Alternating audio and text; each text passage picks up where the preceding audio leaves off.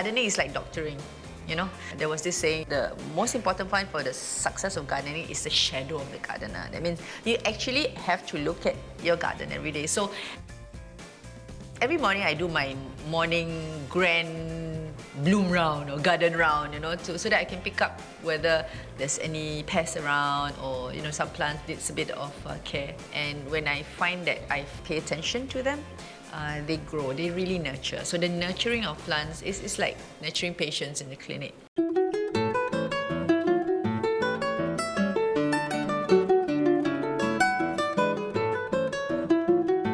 My first edible plant was the moringa.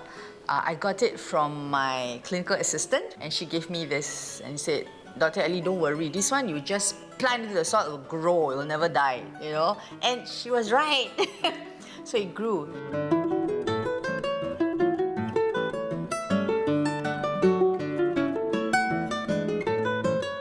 I found out things like, you know, the moringa is high in protein, and the moringa has anti-diabetic properties, and that really sets off the interest into growing other edibles which have fantastic medicinal properties.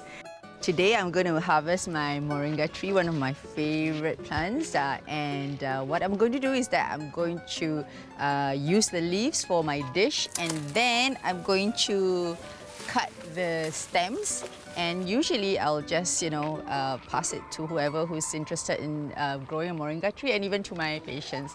Moringa! Today I'm going to make my lemak pea eggplant and moringa leaves. It's really very simple. I'm just going to put in the blended large onion, chili padi, and turmeric that I just blended just now. I soaked some ikan bilis. I'm going to add the ikan bilis into the pot as well, together with the pea eggplant that we just harvested and washed from the garden.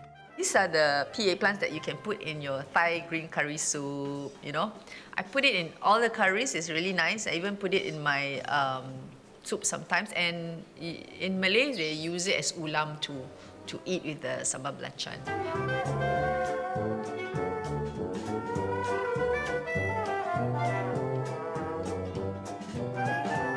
Okay, so last would be the moringa leaf that we just harvested just now.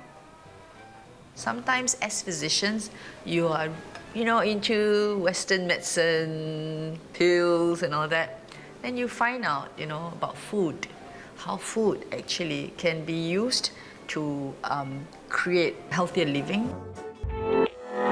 What is really nice is that internally within the family, we are much closer.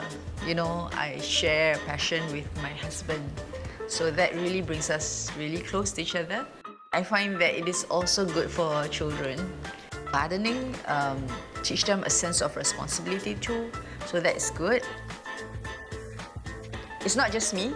In fact, all my neighbors are into gardening, and we started sharing our produce, especially my neighbor next door. So that was nice. So we became closer as a community here in this small neighborhood.